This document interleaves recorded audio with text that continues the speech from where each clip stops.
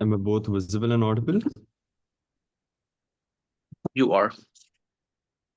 I'll be taking POIs through chat and with the permission of the panel.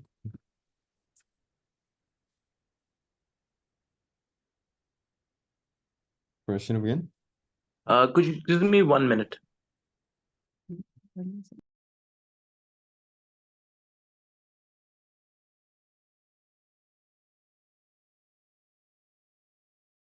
Also, is somebody going to be timing in the meeting?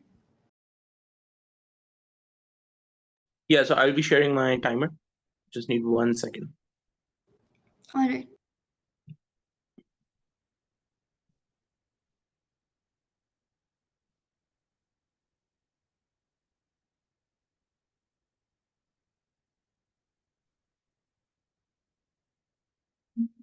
Is my screen visible now? It is. Yeah. Okay, perfect. You're encouraged to have your own timers as well. Thank you for waiting. First speaker proposition, you may begin when you're ready. Just 1 second.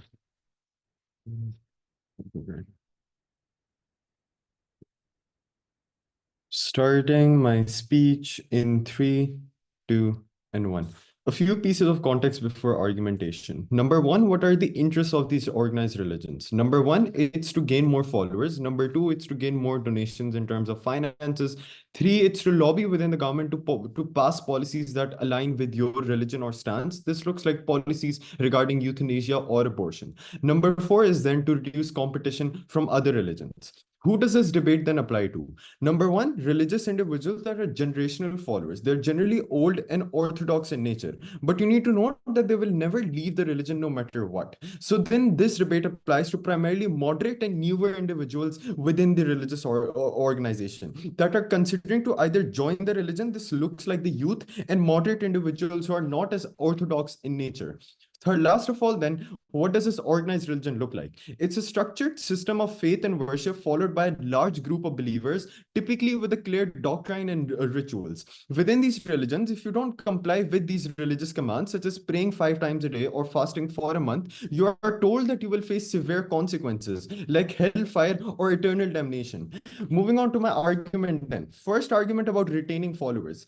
We already told you that organized religions will always want to gain new followers and also to retain pre-existing followers to increase their influence and overreach within the community. Why does this then not exist when you have strict personal requirements? Number one, because you alienate followers. When you inform them that you need to follow these strict measures in order to be considered as a valid believer of the religion, this is important to note because in today's world, individuals have to spend a large majority of their time constantly working and being productive in nature. This looks like majority of the populace and the middle class having various jobs and having no free time to do so. The reduced amount of free time that they then have should not be governed with strict regulations because it leaves room for them feeling two things. Number one, frustrated with the religion, and number two, alienated from the religion. They then believe that if they don't comply or they can't comply with the set commandments, they're not a true believer of the religion. So it is just better for them to just abandon and simply leave the religion to do so. Alienation within certain aspects of the religion leads to a reduction in faith across the entirety of the religion. This can look like if you stop praying constantly, you're also likely to not diligently fast in the status quo, leading to, first of all, alienation, and number two, a weaker faith. Second point then, about individuals feeling bombarded with the regulations and rules that organized religion demands them to follow, that they compromise on their physical and their mental health both, where they take out time or compromise on their social commitments. So if you have to follow rigid hours of fasting, you're unlikely to hang out with your friends anytime they go out to eat. This means that religion itself feels like a burden for these followers, which is why they choose to simply leave it. But note, how do we change that on our side of the world? Number one, if religion as a whole becomes a lot more moderate, you're likely to have more participants and new people joining. This is because in today's time, individuals are not just associated with several social groups that help them identify their status or their identity. These social groups can look like the LGBTQ group or the feminist movements points in nature.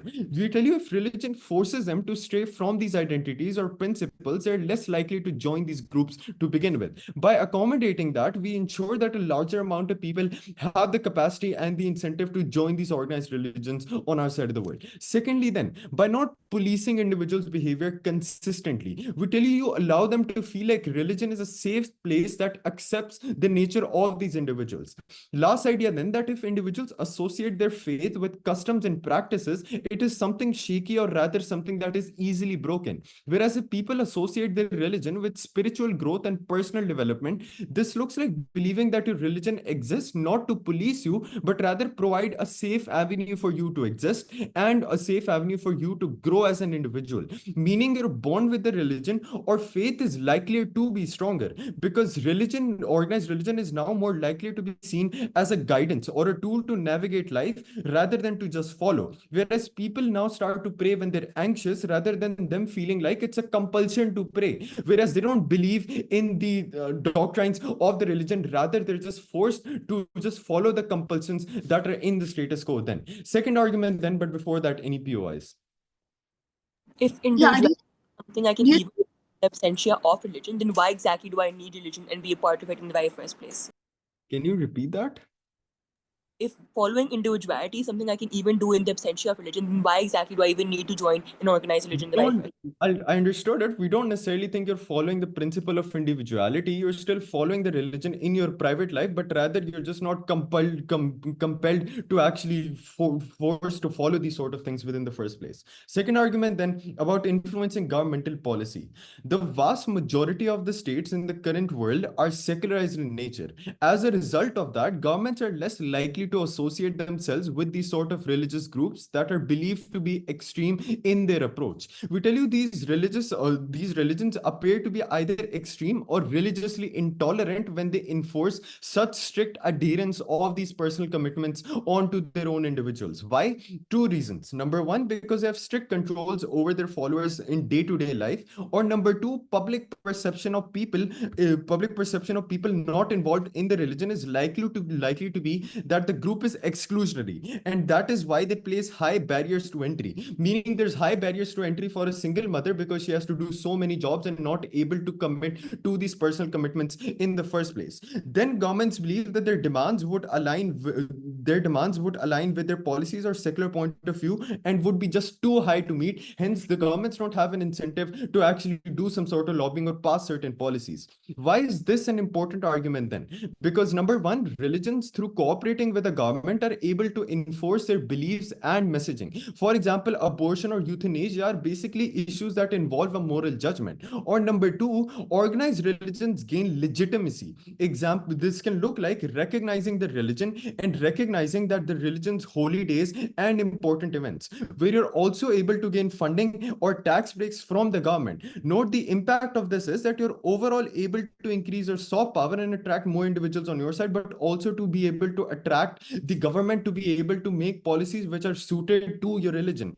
Meaning that the legitimacy and the influence of these religious groups within the current world and the status quo is further increased, and the financial well-being in terms of donations and in terms of tax breaks benefits which are given to these religious organizations is better off on our world, in which we generally think that these organized religions are better off to pursue their interests and their incentives on our side of the world when the government is not seeing them as extremists or intolerant in nature. Hence, we necessarily think that these organized religions are better off on our side, and the individuals which are willing to take part in these organized religions are better off on our side of the world. For all of those reasons, please vote for team proposition.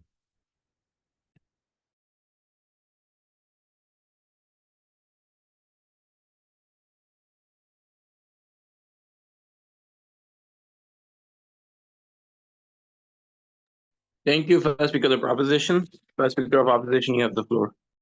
I just need 15 seconds. Sure.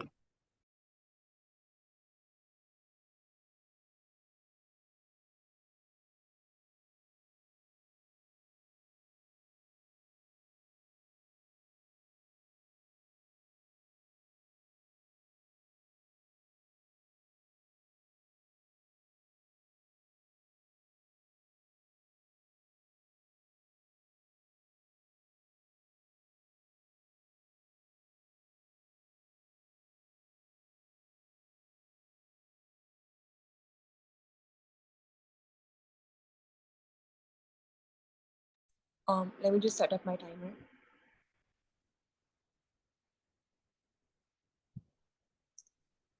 Am I fully audible and visible? You are. What is your POI preference?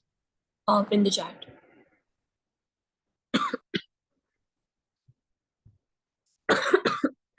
All right. Actually, let me switch places.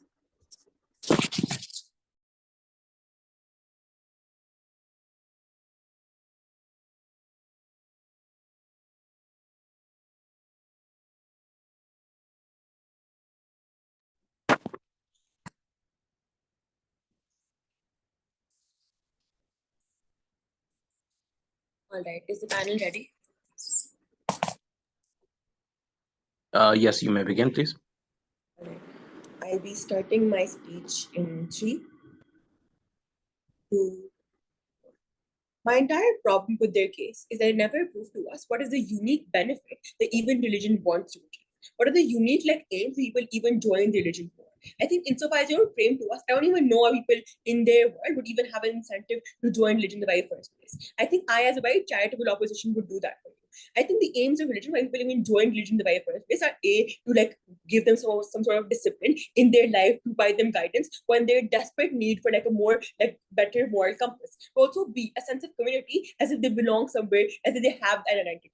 I think insofar as I'm able to prove to you why opposition does not achieve that, I'm able to take down the incentive argument about why people still won't have the incentive to join religion in the very first place. Before I move on to some my positive case, for some independent rebuttals within this argument. Firstly, I think they try to assert the status quo where they say that old people, and essentially people who have been following this religion, won't really leave religion. I think that is something they completely assert within this debate, because insofar as the religion is not the same as it was supposed to be, insofar it's not what historically the religion was meant to be, insofar it's not what these people desire for religion to be, I think they will leave this religion. I think that is something you can't assert without giving me any reason. Also, secondly, I think this debate is more about these people who are already within this religion, because A, they have been in this religion for a longer time, they have a greater devotion to this religion. Also because B, the newer people don't have an assurity of them even joining in the very first place. But also because of the fact that they're more devoted. And if I'm able to prove to you why the entire benefits of even you being able to push government into passing policies benefit the religion, and even donation sector would happen at the point that you have more devoted followers, I think I win this debate of whether the people who are part of the religion matter far more than more people in of itself. Secondly, then they say that you aren't compelled to follow these things, but you're still part of the religion. I think then you don't really even need the religion by first place, because it has no practical implications in your life. Then why do you even are a part of that religion? What exactly are the unique benefits people are getting out of being a part of the religion? I don't even think just labels matter in the very first place. Thirdly, then I think they have this very weird idea that you don't have the time to follow religion. I think religion isn't something that goes is a new task within your life. I think it is something that goes hand in hand with your daily life, etc. I think this is what I'm fasting. I'm also doing other stuff. I can still go out with my friends. I can still hang out with them. I think that is something that is not, I don't have to isolate myself for. I think that's really absurd from their side. What are some pieces of setup before positive case? Firstly, what exactly does this motion specify? I think this motion specifically specifies organized religion, people who do have a lot of followers already, right? People stuff like Islam and Christianity, Hinduism, etc. But then also a very big clarification within this debate. I think the rules of the religion won't change. The religion would have the same rules. You're just emphasizing less on those rules. You're forcing your followers into thinking those rules aren't that important. Religion does not change in of itself. Moving on to my own positive contribution within this match. Firstly, my moral argument about how you owe moral responsibility to accurately represent religion. Firstly, then, the first statement of how exactly representation matters. I think you as a religion have the absolute authority to give information and reveal accurate information to A, your followers, your current followers, but also B, people who can potentially be your followers. This is because you're only in a unique position of power who can do so, who can release information that would be valid for the wider religion. Firstly, then on how exactly you harm the current followers. I think they have expectations from you in terms of representing the religion in the most authentic and the most true forms. I think insofar as most religions have strict regulation in terms of punishment for certain sins, I think followers have the goal of going into heaven. Insofar as you aren't emphasizing on those sins and you aren't telling me you will go to hell if you don't follow those right rules, I think you are like insofar as you like forcing them into that religion in the very first place. There's not accurate representation of the religion. I think this is very, very important because a simple analogy of like maybe teachers. I think teachers, the entire reason they like follow like examination rules, even with an internal exam, is to prepare you for the external exam, is to prepare you from the harm you'll get of not following those things, even if it doesn't matter. I think it's a responsibility to tell them of what exactly are the true rules. But also because secondly, like the reason why companies aren't allowed to falsely advertise their product is because you can't coerce individuals into a certain thing if they don't know actually what they're getting into. But also secondly, even the potential like follower within like with them potentially join religion have like this sort of like you do owe them responsibility of telling them what they're actually getting into. You can't coerce them simply because the fact their spirituality depends on you, simply because the fact that you can't really coerce people into your religion. The practical argument that the second tangent that why exactly the devoted followers are like far more important than the current follower. I think organized religion should always prioritize its current individual, current follower. I think simply because I already told you, these people are guaranteed followers. They've been in your religion for like decades and years. I think this then means a higher dedication, not only in terms of like more like qualitative dedication, but also in terms of like the quantity of their life they spend within the religion. I think you then have like unique like responsibility to cater to these people first. It's because simple analogy, the entire reason like this state owes a great responsibility to people within those people in times of like economic crisis, instead of giving like foreign aid to people outside the country, is because the fact those people are like have a unique reliance on these white people and are living in the country for a very long time. My practical argument then, my second line of argument about how it's better for the religion in of itself. Before I move on, I'll take a PY. Seeing none, how exactly is it better for the religion? I think the first tangent is about how you have like more followers on our side. The premise here then is that religion has like historically served as like a driving force for like guidance and driving force for individuals who have like who want a sense of direction and who want discipline and moral boundaries within their life. I think this then they then need like strict values and strict rules in religion. I think this entire like need already exists. Three reasons for this. I think people already turn to religion in times of like uncertainty in their life, in times when they're like very morally confused and need a structured like path to follow. I think they're not looking for like a system that's relaxed and morally like sort of like abstract within this nature. But also B, I think that's the entire thing that separates them from secularism, etc., or like individually following whatever values they have. I think that's the entire need of religion that follows. I think for the purpose of debate, these are the only people that actually matter. Because no panel, these are the only people that are actively joining religion in the very first place. The only people who will be interested in religion in the very first place are people who are looking for values. I think then people who don't want to follow values, who don't have the incentive to follow values, won't even matter in the right way, because these aren't people who are looking for religion. I think the problem then on their side is when an organized religion does not care like these strict requirements, then you don't cater to this unique market of people who do want a rigorous code of conduct. I think this then you then dilute the guidance that you offer, and thus like religion becomes less desirable, and you lose these very followers in the very first place because their moral like compass is not get fulfilled. I think the solution now is like very, very simple, because a strict framework like serves as a natural attractor for these very people who want a clear path. I think this then leads to like more followers on our side. But even then, I'll do a simple weighing for you. Even if like these followers are less, which is our worst case, I think still then they're more devoted followers. And why exactly these devoted followers matter more? I think these devoted followers matter more is because of the fact that they will be the one who are willing to invest their time, resources, and and their like passion into this very religion. They are the ones who will be willing to take leadership positions within this very religion, the ones who will donate more within this very religion. Insofar, these are the ones who deeply align with religious doctrines. I think these are the ones that matter more, that contribute the most to your religion. But in the second tangent within this like argument about how sense of community is far better on our side, I think the premise here is that the purpose of a religion is entirely to provide like a sense of community and also like a discipline that all people do. I think the sense of community is better provided on our side, because insofar as you dilute like the entire purpose of religion, there's no one common ground that all people within the religion follow. You don't have the binding thing that everyone within the community is following. I think this is harms the entire purpose of organized religion, because it's supposed to be something that's impactful and distinct for the entirety of the community. Because if people have their own moral compass, there's nothing that they all collectively follow. I think insofar as you don't provide this sense of community which people want, you lose followers on your side and you lose devoted followers on your side. For all these reasons, it's clearly a win for side opposition.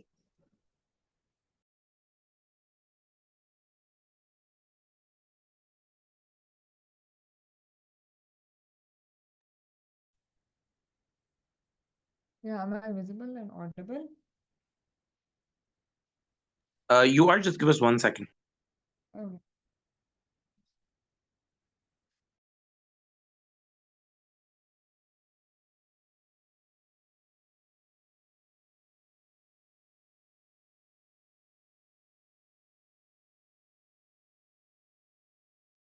Second speaker of the proposition, let us know your POI preference, and you have the floor. Okay. Just give me a second. I have to get to that. Okay, my POI preference will be in the chat. And yeah, I'll be starting in 3, 2, 1, go. 3 issues before I get into my positive case. Firstly, what is the interest of these religions? Secondly, the duty of organized religions and their followers. And then thirdly, on governmental policy making. On to the first idea then about what is the interest of these religions, right? According to team proposition, we tell you, catering to moderate followers is the most important thing that you need to do, because strict and extremist followers will never leave your religion. Why will these people never leave your religion? Because of 3 reasons. I think firstly, they will never leave your religion because of the idea of spirituality, wherein you believe that your God has created scriptures, and these scriptures are being like divinely like interpreted by a pastor, by your community church. People will never leave because of that. I think secondly, they won't leave because the sense of community exists. When you've been participating in the church for the vast majority of your life for 10 plus years, you're not going to leave, right? Because if you leave, you're likely going to face ostracization within that community. Because note what organized religious communities look like, right? A lot of times you have a community built around a specific church, is built around a specific mosque that dispels information and is really important actor within that community. Therefore, you as an old follower will never leave or be isolationist from that religion because you've been associated with them for so long. It's very likely that your father and your grandfather took you there as a child, and you've been going to that church for 10, 20 years. So you feel that you owe them a duty. You will never leave them. The third reason why you will never leave is a lot of times people have financial ties and dependence associated with the religious community, right? So for example, you're reliant on the Catholic Church for providing you charities, etc. I think for all these reasons, people who have been Orthodox followers will never ever leave your community, and they will always be devoted to your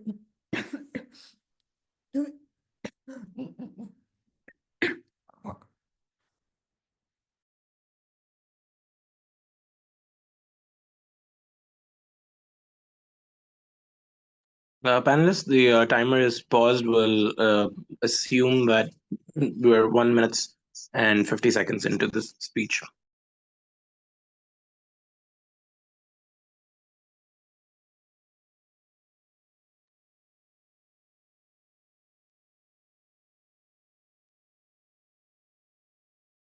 Yeah, I'm sorry for that. Am I audible right now? Yeah, you're audible. You can take some time if you want. Take your time, and whenever you're ready, let us know, please. I'm good. What was the last thing that you guys heard?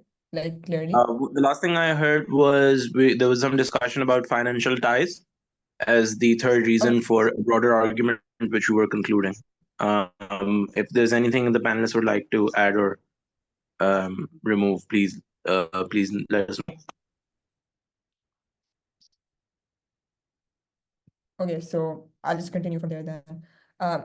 3, 2, 1, go. So you have financial ties and dependence associated with that community. So for example, being dependent on the Catholic Church to give you charities, etc. Right? In our worst case scenario, then why is this a harm that we're willing to accept? Like extremist followers going away, right? Because of 2 reasons.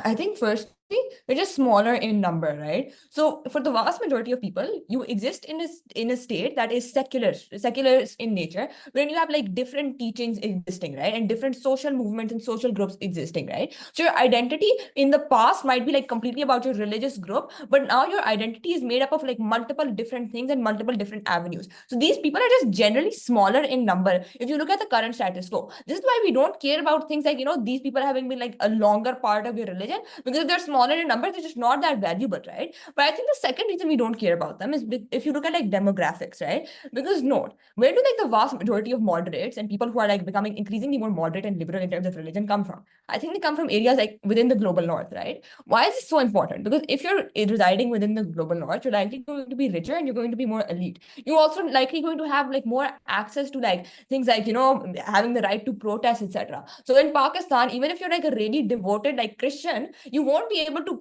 protest for your community and protest for the rights of your community, right? But if you're a Muslim within the global north, that is something that you actually have access to do because of your protection of your civil rights, right? And the fact that you're likely going to be richer and more elite in nature, right? I think for these reasons, you are winning to you're winning to impede on extremists and orthodox followers, and you are likely wanting to cater to moderate followers because they're larger in number. This is really important for this debate and for the characterization of this debate, right? On to the second issue then about the duty of organized religion and where the followers better off, right? Team opposition claim that you can't coerce these followers, right? And you're basically lying to them when you say that these teachings aren't that strict, etc. I think this is false because note, the nature of religion is interpretive, right? This is why you have multiple different schools of thoughts existing, right? So multiple different schools of thought existing, and no one right interpretation is right. Why is the nature of religion then interpretive? It is interpretive for two reasons. I think the vast majority of religions are really, really old, right? So this looks like Islam being 1400 years old or Christianity being upwards of 2000, 3000 years old, right? The language at that time was just different, right? And you can't exactly interpret that language, and you don't have full understanding. Therefore, you have people like pastors and Sharia courts, etc., existing that interpret these religions, right? So you do not have one exact understanding. So you can't claim that these religions are lying to you because no one interpretation is exactly correct, right? But I think the second reason that these religions are interpretive is because the person who created the religion, like for example Muhammad or Jesus for Christianity and Islam, they recognize that there'll be changing times, and you need to have religion be normalized for the people who are coming at a different time, right? So for example, when scientific innovations come, you need to cater to that within your religion, because otherwise your religion will simply not continue to exist, because it'll stop being seen as a fact of life, right? So this is why Islam and other religions try to cater to Islam scientific things within their religious texts, etc. So I think the nature of religion is interpretive. You're not lying to your followers. This is just how religion works, because you have multiple different schools of thought. So if you're becoming more liberal, that does not mean you're doing anything bad, right? So if I as a Muslim believe that, oh, it's not compulsory for me to wear the hijab, that is not my religious teaching or my own research on the internet lying to me. That's just what I believe in, and that's a valid thing for me to believe in, right? So I don't think the followers are worse off, right? But the second thing that I want to engage with on this followers idea is, why do people join the religion in the first place? According to team opposition, people join religion because of the idea of discipline and wanting to form a moral compass. I think this is false. I think people join a religion because of spirituality, because you believe that a God exists, right? Because note, in the current status quo, people have different ways to get their discipline and get a moral compass, right? You have laws existing. You have atheism existing, and atheists are generally moral people. You have this your own beliefs about what you should do in life, right? You don't need your discipline does not discipline is not the reason, or morality is not the reason you join a religion. The reason you join a religion is that you believe that a God exists, and you believe that somebody exists, has created this planet, and you want a greater explanation as to why you're on the earth. This is the exclusive benefit that religion creates, right? So note, how are we how if spirituality is the main reason as to why people join your religion,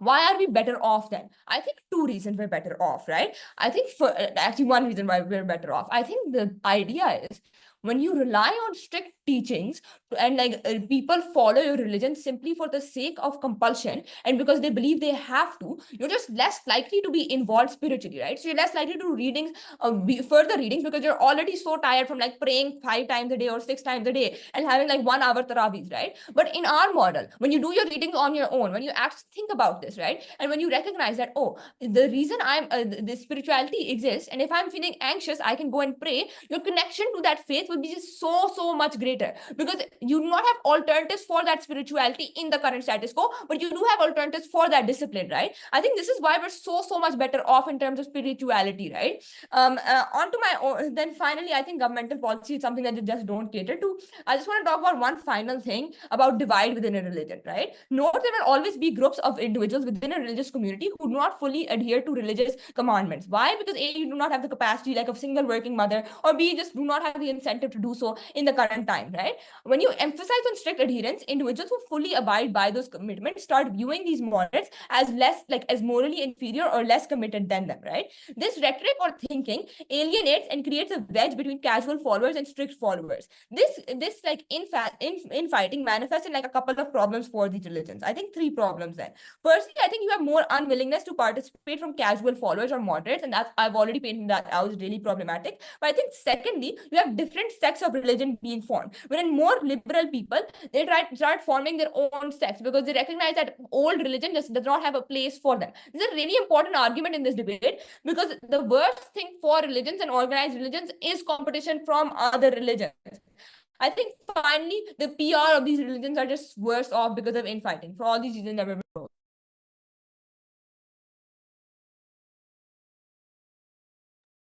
Thank you, Deputy Prime Minister. Deputy Leader of the Opposition, you have the floor.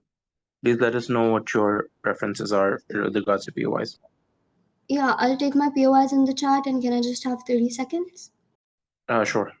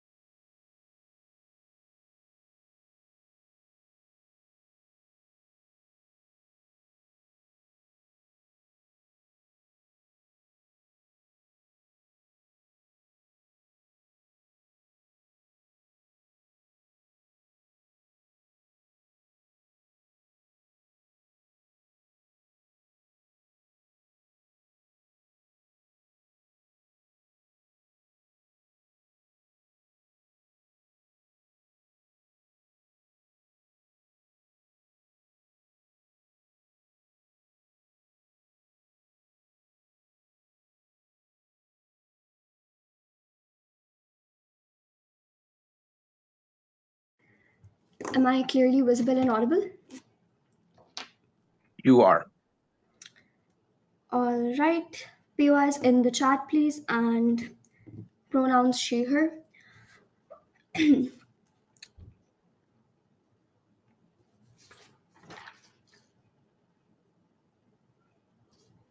Just give me a second.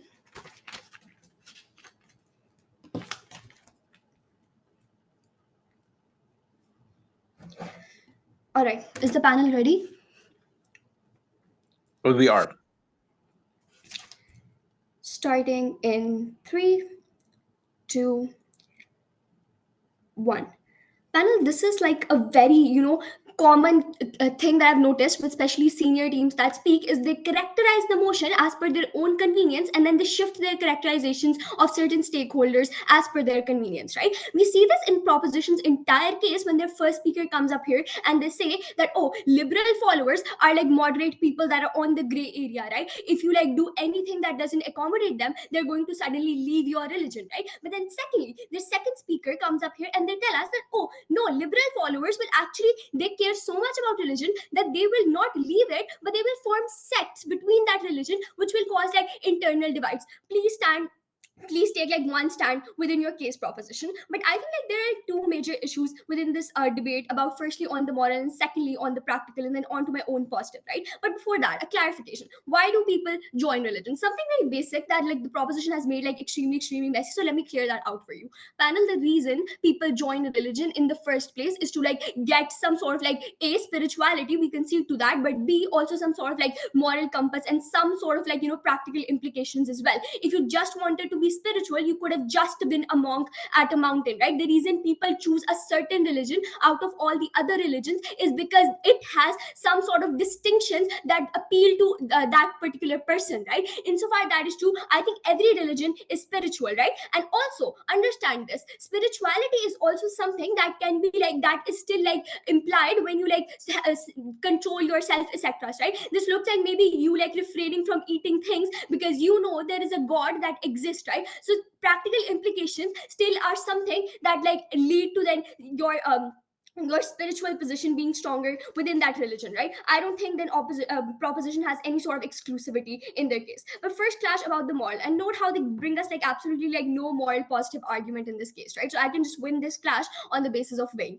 Firstly, the only refutation that we do get from like proposition on this is that the nature of religion is interpretive, right? Which means that there is no set of rules that is correct, and henceforth you are not really lying to your followers. I think no, panel, religions are universal, right? The interpretation that you're talking about, as in like the world advancing and religions adapting to that is not actually doesn't make the religion interpretive, but like hence but just like you have things like maybe pastors, etc., that help you interpret that particular religion better. But note how the rules within those religion never ever change, right? And this can be seen like in the Quran, right? The Quran has literally not changed since like 1400 years, right? Even the Bible, there are certain rules that Christianity follows, right? And that never change no matter the time and place of you being like a Christian, right? But I think the religions still do make exceptions, right? What they're talking about are like exceptions in maybe cases of a woman being sick and not being able to fast, or a woman menstruating and not being able to fast. So note how like religions do accommodate these people as well, right? But then I think we brought like a lot of positive to you on under this moral clash. I think that it's the exclusive responsibility of these religions to cater to like to represent the religion in its like truest and the most accurate form, right? Simply because they are in a position of authority, right? A religious organization is in a position of power where a lot of followers look up to that particular organization. I think insofar that is true, you are the sole authority that people look up to for interpreting that particular religion in its truest essence. And what you're then doing, if you're trying to only accommodate these people by lying to them, by altering the rules as per their convenience, I think you are then not being true to your own religion. And note how it is in the interest of this religion to fulfill this responsibility, because religion is something that is inherently spiritual, right? And insofar that is true, religion does care a lot about morals then, right? But then I think insofar that's true, we've proven to you that you owe an exclusive moral obligation to represent the religion in its truest essence then, right? But then secondly, we also told you that you owe a moral responsibility, a higher moral responsibility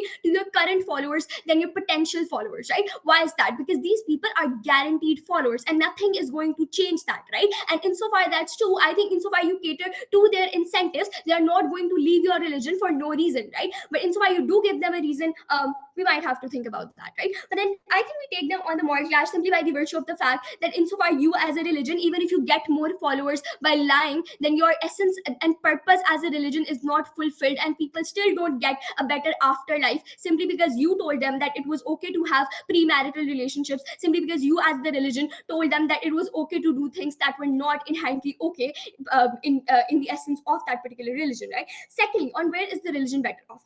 We get like four major claims from proposition on this. Firstly, on you're gonna get more followers simply because people on the gray area then join your religion, right? I think that's not true, panel. People on the gray area, when they're like choosing what religion to join, they still like try to compare religions, right? Insofar your religion is the one that's so inherently vague and not giving them any sort of practical incentive to like join your religion, because you are not giving them any sort of practical implications that will alter their life in some sort of way, right? I think then people are likely to join other religions, right? Simply because these people are on the gray area. But then secondly, I think you need to stand out as a religion insofar to appeal to the moderate people, right? These people, even if they're moderate, they still want some sort of benefit from joining that particular religion, right? Insofar you're not giving them that, I think like all religions are then spiritual. What makes yours stand out? Then secondly, financial funding and support from the government to make from the government, right? I think no, panel, governments do not necessarily fund religions on such like a large basis, right? Every country has a government that follows up, that is like linked to one particular religion. This looks like maybe Turkey and Pakistan having Muslim governments, right? They would never ever fund like even a moderate Christian organization within their country to the extent that they would a Muslim organization, right? Insofar that's true, I don't think that you altering your religion to get support of these governments are going to work. Where then are you receiving the financial funding? I think you are receiving the financial funding from your rich devoted followers that are financially well off. And insofar that's true, I think your liberal rich followers are not going to care about funding your religion simply because they don't care that much about your religion in the first place, right? I think insofar that's true, then you hinder this religion's ability to get financial funding from their devoted followers, which will fund the religion on a much larger basis insofar that religion caters to them as well, right? But I think thirdly, you also the third claim that we get from proposition is that devoted followers won't ever leave because community will disown them and they're dependent on their community. I would like to make a clarification here. This debate is not about extremism, panel. This debate is only about devotion. There is a difference between extremist followers that form, like maybe Maulvis forming like an extremist radical community, right? And there's a difference between devoted followers that follow all the rules of Islam. You can have like no premarital relationships. You could fast every single day of Ramzan and still not be an extremist, because those are just the basic principles, right? Those are not extreme principles that we're trying to like advocate for in this debate. I think insofar that's true, then your devoted followers you're likely to, they won't leave, sure, but then you are likely to receive backlash from these devoted followers as the religious organization yourself, right? And the backlash will exist on a much larger scale simply because these people care so much more about their religion, and that is not good for you, right? You still want their support and funding. Then I think lastly, they said that they are going to be like more followers will, it will be, you make the religion easier for people to follow, i.e. like single mothers who don't have time to maybe be as devoted. I think, panel, religions do make accommodations. Religions were based off of like humanity, right? The religions do have some sort of considerations as to like make the lives of people easier. This looks like there being exceptions in Islam for a woman when she's menstruating, right? Her being not being obligated to then pray. So religions themselves do accommodate, and even if you follow a religion in its truest essence, I still think your life will not be as difficult. Like my first already told you, religion and your like social life etc. also go hand in hand. You don't have to choose one over the other, right? For all those reasons, I think clearly it's an opposition.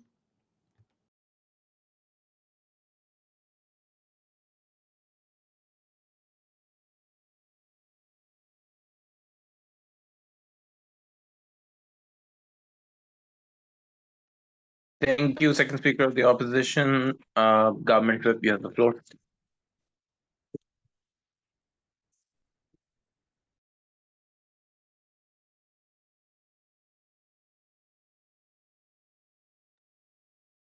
Am I audible and visible? You are. Please let us know what your POI preferences are. All right. I prefer verbal POIs. Please unmute yourself and ask. My pronouns are she, her, and I'll be starting in 3, 2, and 1.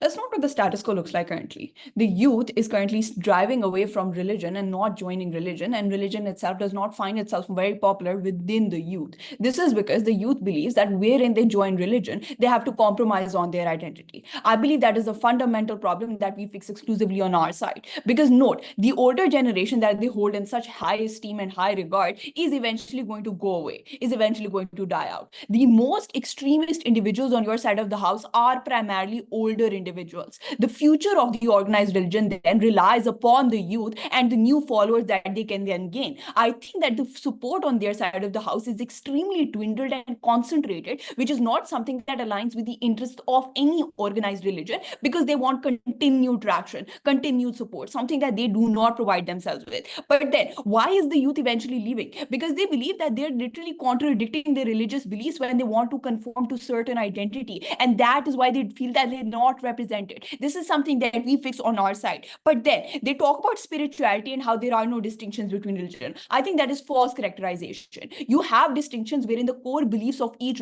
religion are inherently different. Wherein you have Buddhism, wherein you have a love for animals. In Hinduism, you don't eat animals because you have a fundamental love for animals. Wherein in Islam, the fundamental core belief is peace. These are simple beliefs that are simply different from all of these religions. The practices in themselves are something that represent these core beliefs. We think these practices changing does not change the core belief, which is what individuals essentially join these religions for. And that is why really the core beliefs will look the same.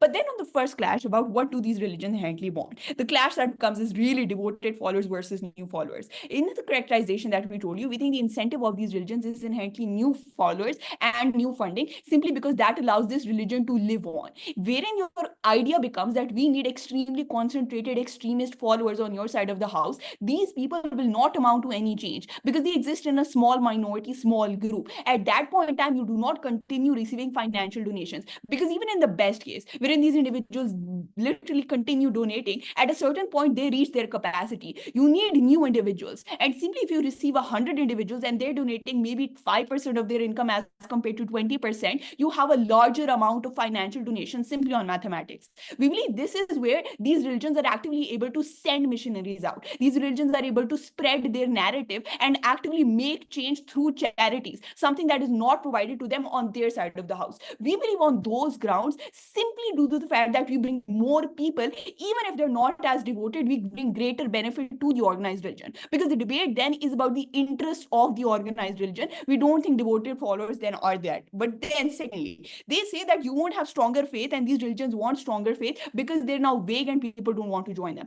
I don't think that's true, because note what we told you about spirituality. We think this is really different from wherein you feel a compulsion to do things. This looks like you associating a religion within times of crises, wherein you associate religion with emotions, wherein you're feeling anxious, you're in a state of harm. On those grounds, you then want to pray, you want to do something about your religion. Wherein you associate your religion with emotions, then that means that it feels like a safe space to you, something you always revert back to wherein you're in harm. At that point, we think it's so much more important, and your connection with your religion is so much more stronger rather than a compulsion, because that just simply feels like something you have to do during a day that you simply, if you fail to do that, you're not as strong with your religion. At that point, I think we're much better because you have stronger relations with the faith then. But then lastly, they say that these religions have a duty to represent current followers as compared to new followers. I think that's certainly true. But at a point in time, even these current followers receive ease in the sort of duties that they have to do. These current followers are even then better.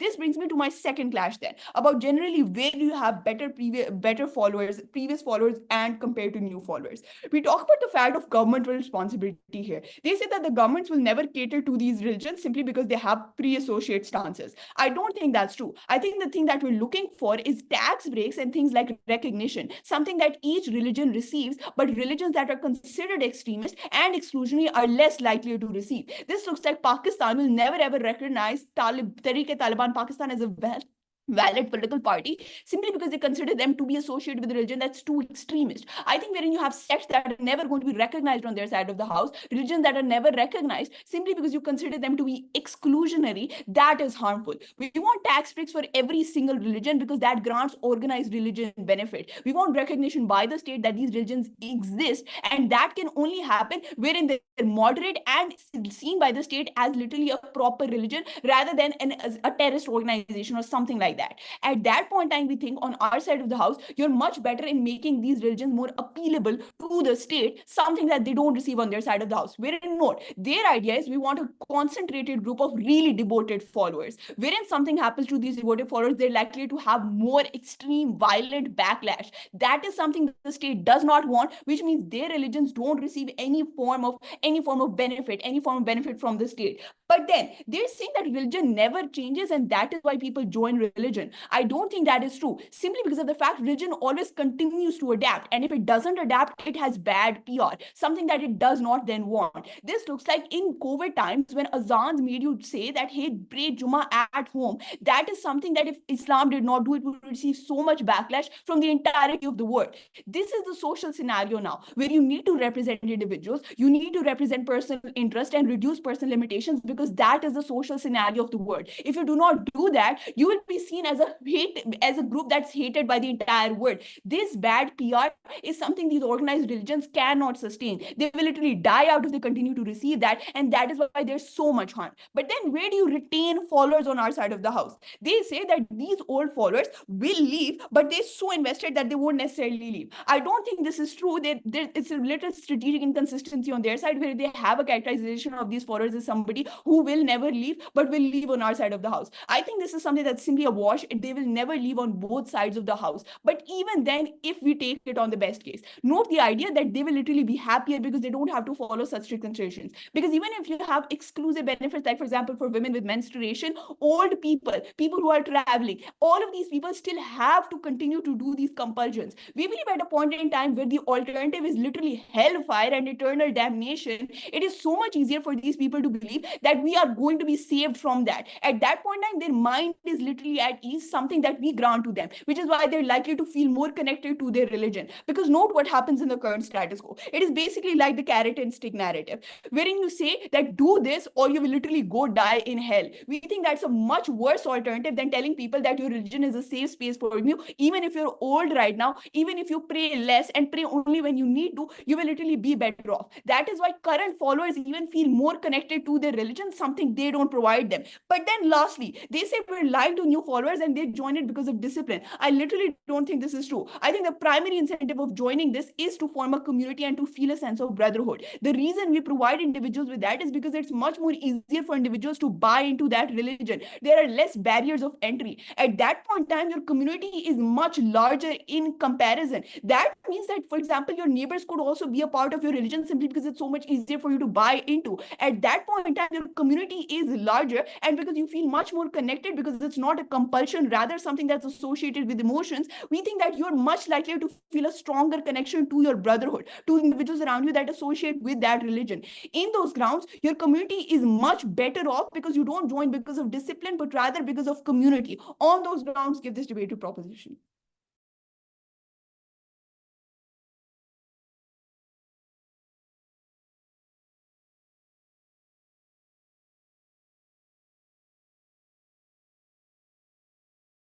Thank you, Government Whip. Opposition Whip, you have the floor. Can I have like 30 seconds? Just like let Sure. me.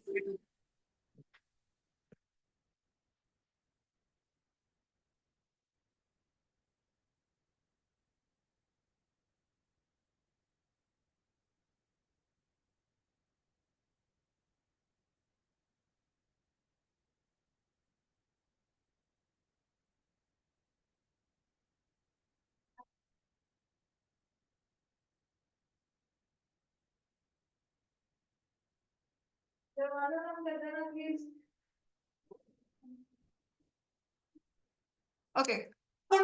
Am I perfectly audible? You are. Great. I will start my speech in 3, 2, 1. So many weird contradictions in their case. I honestly don't know where to start. Let me bring you some clarity, right? First of all, under 3 major issues in this debate that I could recognize. Firstly, on where you have better followers. Secondly, on funding and the issue of government support. And lastly, on moral responsibility. Under the first clash, where do you get better followers? Notice how in like the last 2 minutes of their third speaker case, they say, oh, the incentive of people going into religion is not like discipline. It is actually to be able to retain a sense of brotherhood, right? But notice how none of like their model actually gives people the ability to have that sense of brotherhood, right? Because at the point at which I, as a Muslim, and someone else I know, my neighbor as a Muslim, do not have the same practical implications in our lives of what religion looks like to us. At that point, the amount of things I can relate to with my neighbor on what Islam means to us on like a religious basis is very, very low, right? Hence, that sense of brotherhood that they want to achieve on their side of the house cannot exist in the fullest extent, right? Where can that sense of brotherhood exist, right? When me and my teammates, both under the same religion, every single year for 1 month at the same time are fasting together, right? At that point, because I am able to like on a practical basis relate to my teammates a lot more, at that point, our sense of community and our sense of unity is a lot likely to be greater on our side of the house. At that point, you actually get that sense of community in the first place, right? But like, secondly, under like this clash, the major issue in this debate, which kept on getting reiterated, right? Where like are the incentives of people who join into like organized religion actually being fulfilled, right? They want you to believe that the incentive of religion or incentive of people going into organized religion is simply like, oh, I believe in a God and like spiritually I want to be religious, so I'm just gonna be religious, right? I don't think believing in a God in and of itself is something that makes you fall under the category of organized religion to begin with, right? Notice spirituality is very different from identifying with a specific religion to begin with, right? Meaning a person can believe in like for the forces of the universe or like some sort of higher being, i.e. a god, but still not call themselves Christian, still not call themselves Muslim. That is because spirituality is necessarily different from falling under organized religion to begin with, right? The characteristics of organized religion that make them a religion to begin with is not only the spirituality basis, but also the practical implications that those religions have in your like daily life, right? That also means that as a Christian or a Muslim, I need to follow like specific rules as to how I live my life to begin with, right? That is something that makes you fall under that religion to begin with. Spirituality is simply not enough, right? At that point in time, panel, ask yourself, if I am a person who is opting into religion, am I opting into religion simply because I believe in a god, or am I opting into the church or into like the institution of the masjid because I believe in the specific implications that that religion is going to have in my daily life to begin with, right? We do not think their characterization on this is true to begin with, right? So at that point in time, I think organized religion needs to have those religious rules and like ideas for people to even opt into it as organized religion to begin with, right? At that point in time, this entire like characterization falls, right? But then at how are you able to better retain those followers to begin with, right? I think at the point in time where you are actively giving people or like the solution to the things that they are looking for when they were opting into that religion, you are giving them like specific rules through which they are going to live their life. At that point, like the reason that people even opted into your religion, that is being fulfilled. That is the point at which people are even like going to be willing to opt into your religion in the first place, and then stay there and have like the kind of numerical support that you want on your side of the house. That is not like your aims simply cannot like be fulfilled through that characterization, right? So that is how you have better followers to begin with, right? But like on the second issue of governmental support and funding, right, you need to understand, panel, we are not the like alternative that we gave you wasn't like, oh, we support terrorism and extremism and stuff like that, right? Our like everything we said was fairly simple. People, if they are devoted to your religion and if they truly care about it because of the like the implications that they have, because literally on a day-to-day basis they are forced to think about it like 5 times throughout their entire day, because that is their religion and that is the thing that they opted into, at that point people are a lot better like even connected to your religion to begin with, right? I think if people simply are opting into your religion under like the basis of spirituality, or like I believe in a god, hence like I am a Christian now even if I don't do anything else, right? At that point your ability to even like have those followers be truly devoted enough to your religion to the point that they give you financial funding, to the point where they are able to like make the government in like give you tax breaks, etc. I think at that point your ability to do that is very restrained, because those people do not have a higher stake in your religion to begin with, right? We do not think you actually get that kind of funding on your side of the house, right? But like secondly, I think religion by the government is not seen as like a terrorist institution. I think religion is not seen as exclusionary either, because of the entire like analysis we gave you, where we said religion is supposed to be accommodating for people to even opt into religion in the first place, right? People when they are fast are not supposed to be like are allowed to not fast if they are traveling, if they are very old, if they are sick. That is simply for the reason that people recognize that some things are just not humanly possible. If you like religions want people to stay in their religion in the first place, they need to have some sort of like inclusionary base to be like inclusionary on some basis and to accommodate their followers to the best of their ability, right? And that is something that religions need to have to begin with. We don't think that the government then sees your religion as this entirely like terrorist organization or something that is so exclusionary that it just is not able to accommodate people on like eat the whatever's out of the house, right? But like lastly, on the issue of like moral responsibility, notice how throughout their three speaker speeches, even though this issue, like the entire argument came at our first, this was never exactly like comparatively engaged with. I think at that point, weighing this out for you, for me, like becomes a lot easier. But what we said under this was fairly simple. We said that religion, organized religion as an institution, has like a moral responsibility to its followers to make sure that the people who are opting into your religion, you give them proper fulfillment of the aims.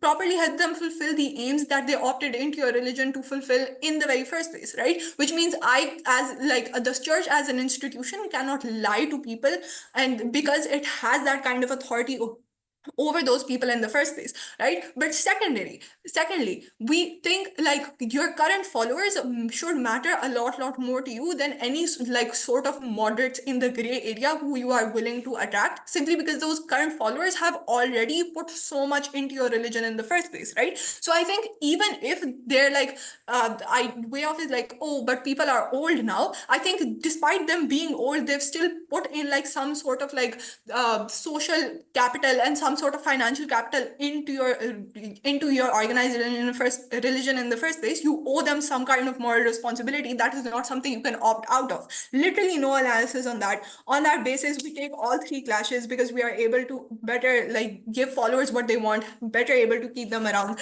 get the funding, and also like just like fulfill the moral responsibility that these institutions have. It's a very clear op win.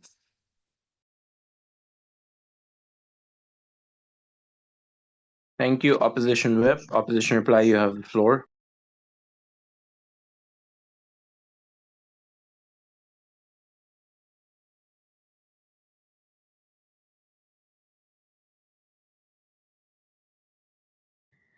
Am I clearly visible and audible?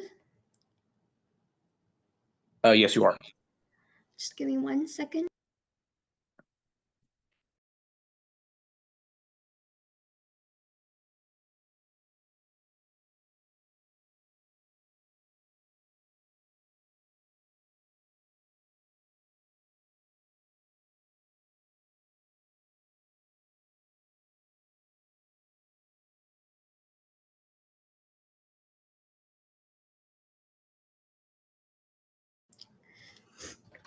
All right.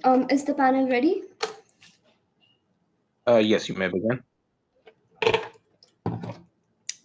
Cool. I'll be starting my speech in 3, 2, 1.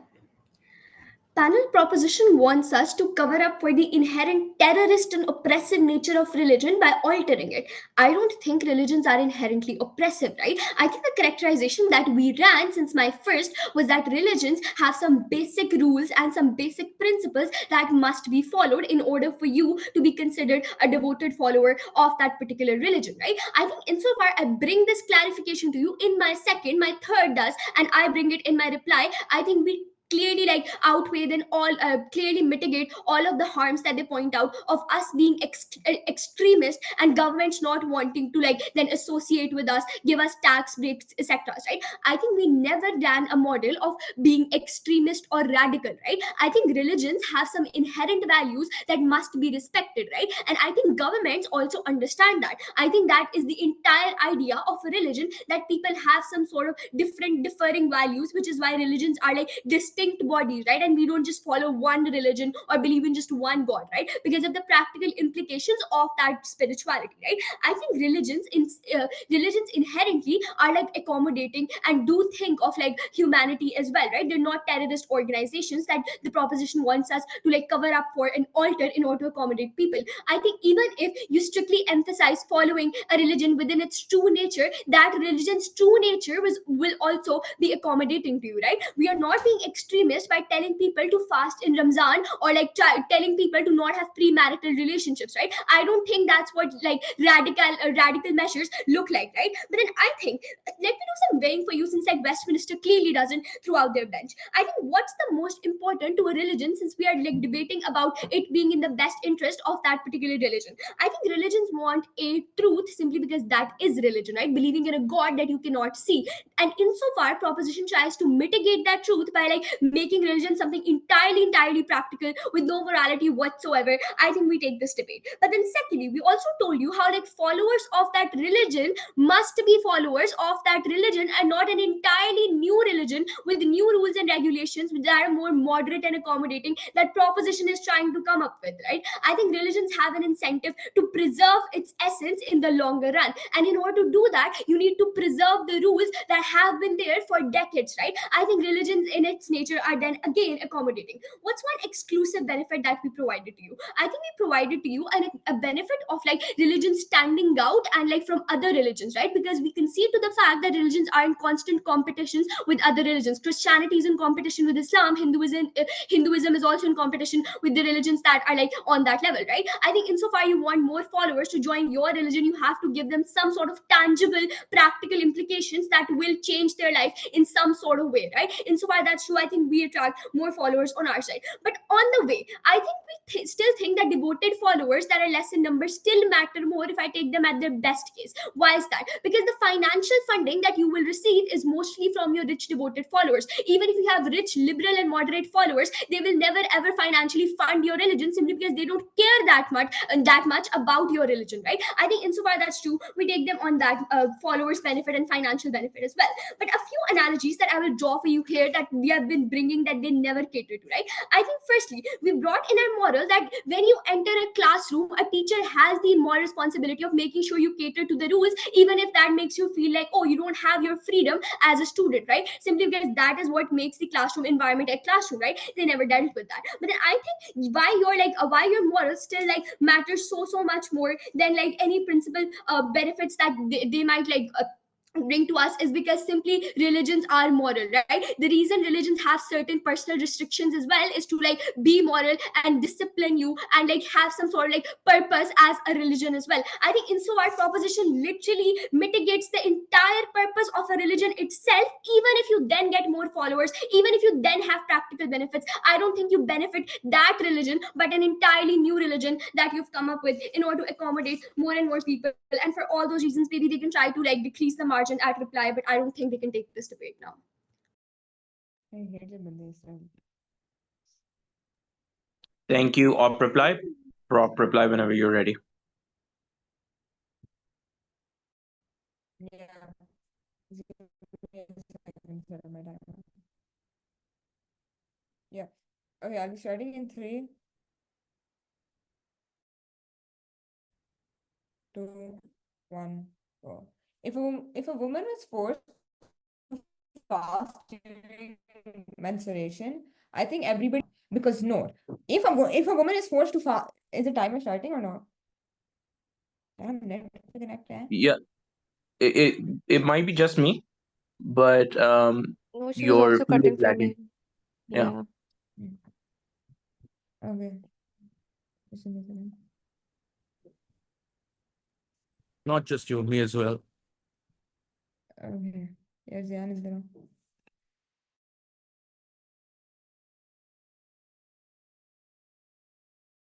Do you want to like say a sentence so that we can see if it's still happening or if you're good to go?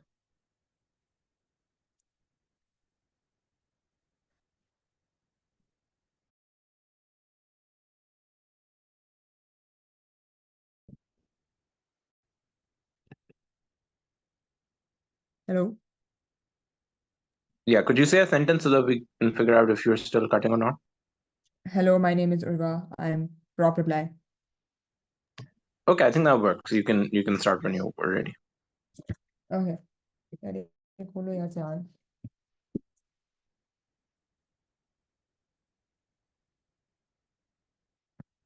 I'll be starting then in 3, 2, 1, go.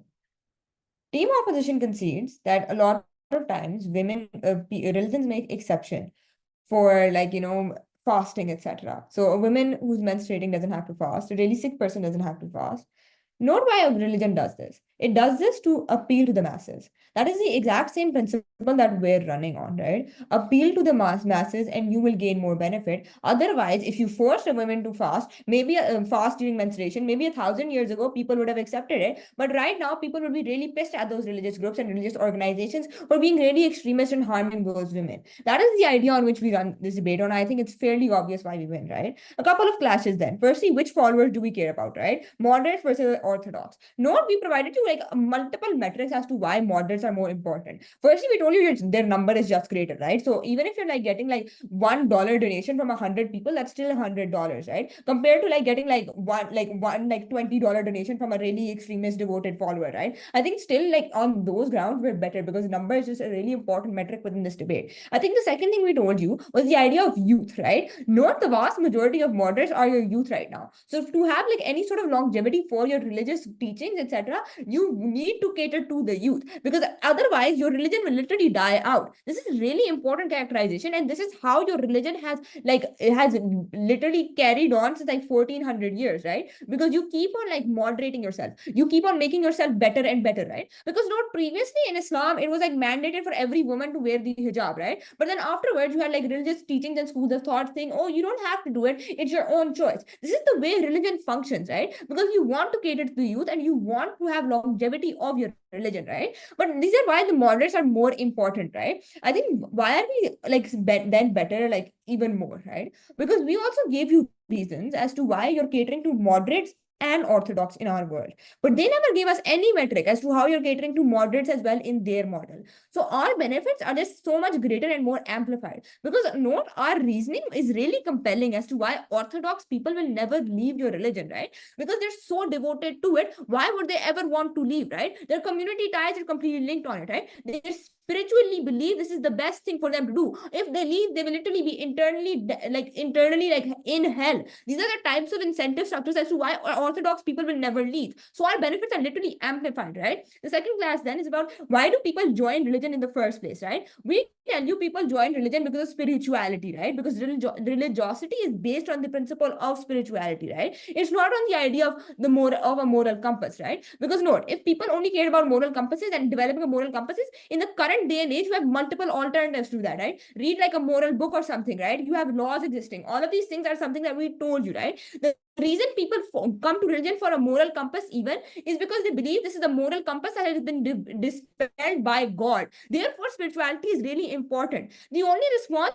we get to this idea is that, oh, then why don't people go and be monks in like a temple? And I'll be giving you two responses to this. And note, this is not new argumentation. This is like their own argumentation, right? Two responses. Why do people not become monks? I think this is fairly intuitive. It's like a really difficult lifestyle. It's just easier to be part of a religion, especially if a religion is popular. I think the second idea is like their own first argument about about morality, when like people believe like this religion and this religious group is dispelling like the correct information, like a pastor is really educated, etc., and therefore they trust them. So I think because of these reasons, you're not likely to just like be a monk in a temple. You're likely to follow a religion that is easier for you, right? Therefore, I think spirituality is better off in our side because now you recognize that people do things out of emotions, right? They're greatly associated to that religion, right? So if I'm sad and I'm relying on a God, that means my connection to that God is so much greater because that is a safe space for me. Therefore, I care about my religious identity so much more because now that is actively accruing benefit to me, actively giving me peace, right?